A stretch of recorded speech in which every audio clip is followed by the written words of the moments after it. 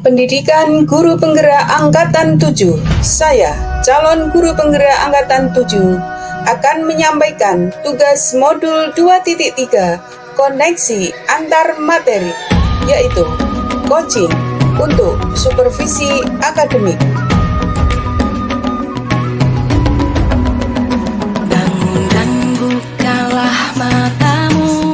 Dalam pendidikan guru penggerak ini, saya didampingi oleh fasilitator Ibu Dr. Diah Ayundawati MPD, dan saya sendiri calon guru penggerak angkatan 7 Ibu Eka Yuliana SPD, serta pengajar praktik Bapak Sutikno SPD SD.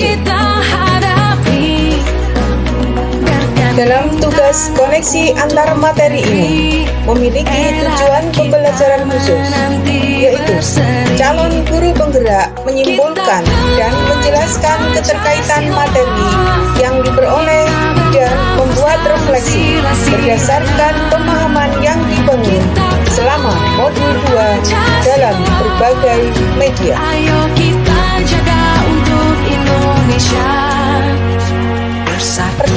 Pertanyaan untuk membuat keterkaitan antar materi. 1. Bagaimana peran saya sebagai seorang coach di sekolah dan keterkaitannya dengan materi sebelumnya di paket modul 2, yaitu pembelajaran berdiferensiasi dan pembelajaran sosial dan emosional. 2. Bagaimana keterkaitan keterampilan coaching dengan pengembangan kompetensi sebagai pemimpin pembelajaran. Peran saya sebagai seorang coach di sekolah dan keterkaitannya dengan materi sebelumnya di paket modul 2, yaitu pembelajaran berdiferensiasi dan pembelajaran sosial dan emosional, adalah sebagai seorang coach yang melakukan coaching baik kepada murid ataupun rekan sejawat dalam rangka meningkatkan kompetensi dan mengembangkan potensi yang dimiliki oleh murid dan rekan sejawat. Bahkan proses coaching sebagai komunikasi pembelajaran antara guru dan murid. Murid diberikan ruang kebebasan untuk menemukan kekuatan dirinya, dan peran pendidik sebagai pamong dalam memberi tuntunan dan memberdayakan potensi yang ada agar murid tidak kehilangan arah dan menemukan kekuatan dirinya tanpa membahayakan dirinya. Dalam relasi guru dengan guru, seorang coach juga dapat membantu seorang coaching untuk menemukan kekuatan dirinya dalam pembelajaran. Pendekatan komunikasi dengan proses coaching merupakan sebuah dialog antara seorang coach dan coachee yang terjadi secara emansipatif dalam sebuah ruang perjumpaan yang penuh kasih dan persaudaraan.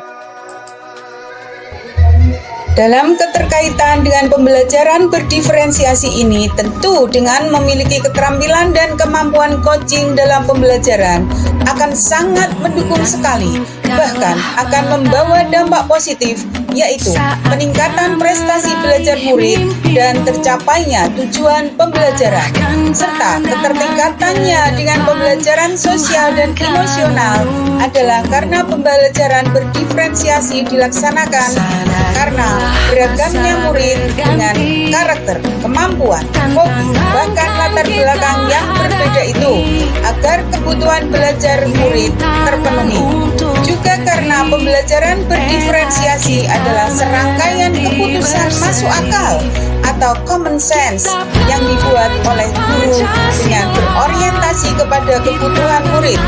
Maka dengan memiliki kompetensi sosial dan emosional sangat membantu dalam proses pembelajaran karena akan menumbuhkan dan pembentukan karakter baik itu bagi murid maupun bagi guru dan tenaga kependidikan. Dalam pembelajaran pembelajaran ini pembelajaran sosial dan emosional untuk menciptakan lingkungan belajar yang aman dan nyaman agar seluruh individu di sekolah dapat meningkatkan kompetensi akademik dan kesejahteraan psikologis atau well-being secara optimal. Konsep pembelajaran sosial dan emosional berdasarkan kerangka kerja CASEL, Collaborative Board Academic, Social and Emotional Learning, yaitu yang bertujuan untuk mengembangkan 5 kompetensi sosial dan emosional atau KSE, yaitu kesadaran diri, manajemen diri, kesadaran sosial, keterampilan berelasi, dan pengambilan keputusan yang bertanggung jawab. Konsep kesadaran penuh atau mindfulness sebagai dasar pengembangan 5 kompetensi sosial emosional atau KSE, serta implementasi pembelajaran sosial emosional di kelas dan di sekolah melalui 4 indikator, yaitu ajaran eksplisit, integrasi dalam praktik, mengajar guru dan kurikulum akademik, penciptaan iklim kelas dan budaya sekolah, dan penguatan pembelajaran sosial emosional pendidik dan tenaga kependidikan atau PTK di sekolah. Keterkaitan keterampilan coaching dengan pengembangan kompetensi sebagai pemimpin pembelajaran. Dengan memiliki keterampilan coaching, maka seorang coach akan mampu mengembangkan kompetensinya sebagai seorang pemimpin pembelajaran. Karena seorang pemimpin pembelajaran mengembangkan kompetensi guru agar dapat melakukan pembelajaran yang berpihak pada murid. Untuk dapat melakukan itu, diperlukan paradigma berpikir bertumbuh dan keberpihakan kepada murid. Dengan memiliki keterampilan coaching, maka seorang coach akan dapat menjalankan perannya dengan baik, sehingga bisa terwujud profil pelajar Pancasila. A. Refleksi dalam koneksi antar materi. 1.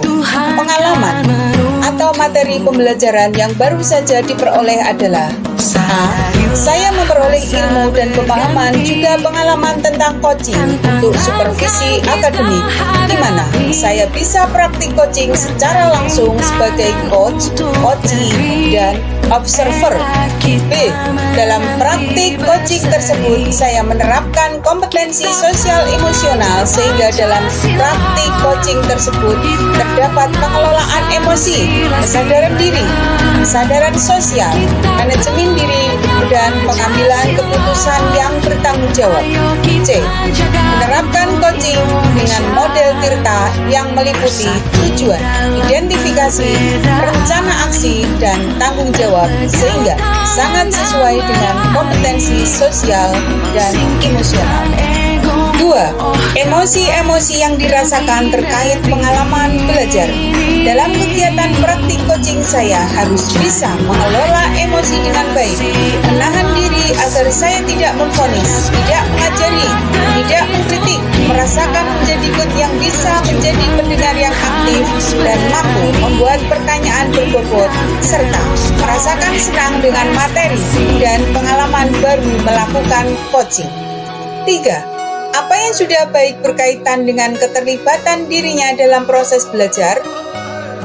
Dapat menerapkan pembelajaran berdiferensiasi yang terintegrasi dengan kompetensi sosial dan emosional di kelas dan tertuang dalam rencana pelaksanaan pembelajaran.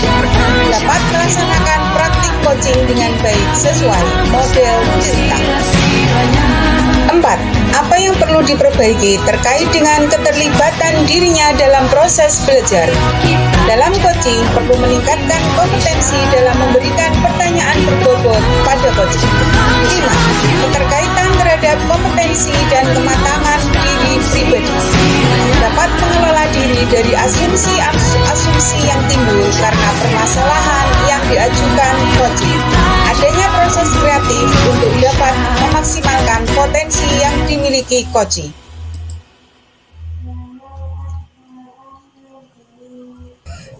B. Analisis untuk implementasi dalam konteks CGP.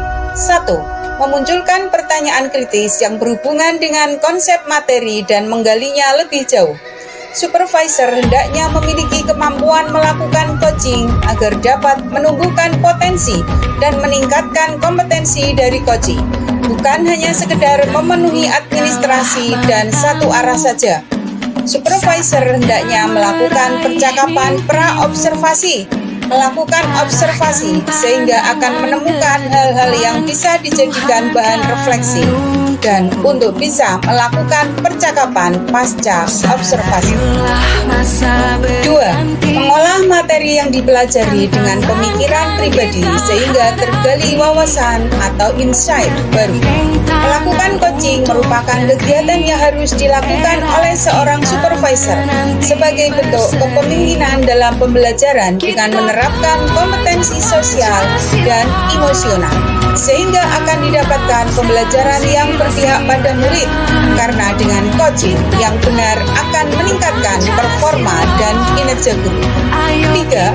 Menganalisis tantangan yang sesuai dengan konteks asal CGP baik tingkat sekolah maupun daerah. Menyamakan persepsi bagaimana coaching untuk supervisi akademik ini bisa dipahami oleh semua komponen sekolah, sehingga dalam kegiatan supervisi yang dilakukan benar-benar sesuai tujuan dan bisa mewujudkan pembelajaran yang berpihak pada murid. 4. Memunculkan alternatif solusi terhadap tantangan yang diidentifikasi. Melakukan sosialisasi dan pengenalan terhadap coaching untuk kegiatan supervisi akademik. Memberikan contoh praktik coaching serta melakukan coaching dengan terhadap rekan, sejawat, dan murid. C. Membuat keterhubungan. 1. Pengalaman masa lalu. Supervisi akademik yang dilakukan oleh kepala sekolah selama ini kepada saya memberikan pengalaman yang berbeda dengan materi modul 2.3, yaitu tentang coaching untuk supervisi akademik. 2. Penerapan di masa mendatang. Dalam coaching itu terdapat percakapan pra-observasi, melakukan observasi sehingga akan menemukan hal yang bisa dijadikan bahan refleksi, dan untuk bisa melakukan percakapan pasca observasi. Dalam proses coaching menerapkan 3 prinsip, yaitu kemitraan, proses kreatif, dan peningkatan potensi. 3. Konsep atau praktik baik yang dilakukan dari modul lain yang telah dipelajari. Dalam modul 2.1, pembelajaran berdiferensiasi bahwa pembelajaran untuk memenuhi kebutuhan belajar murid ini sesuai dengan filosofi Ki Hajar Dewantara, bahwa pembelajaran itu berpihak pada murid, dan guru adalah among yang harus menuntun segala kodrat yang dimiliki murid yang berbeda-beda tersebut. Dan dalam modul 2.2 pembelajaran sosial dan emosional, bahwa guru dan murid harus mengembangkan dan memiliki 5 kompetensi sosial dan emosional, yaitu kesadaran diri atau self-awareness, pengelolaan diri atau self-management, kesadaran diri atau social awareness, kemampuan berinteraksi sosial atau relationship skill, pengambilan keputusan bertanggung jawab atau responsible decision making. 4. Informasi yang didapat dari orang atau sumber lain di luar bahan ajar PGP.net. Kemampuan berinteraksi sosial atau relationship skill, pengambilan keputusan bertanggung jawab atau responsible decision making. Demikian tugas koneksi antar materi modul 2.3 coaching untuk supervisi akademik. Semoga bermanfaat. Guru bergerak, Indonesia maju. Terima kasih. Wassalamualaikum warahmatullahi wabarakatuh.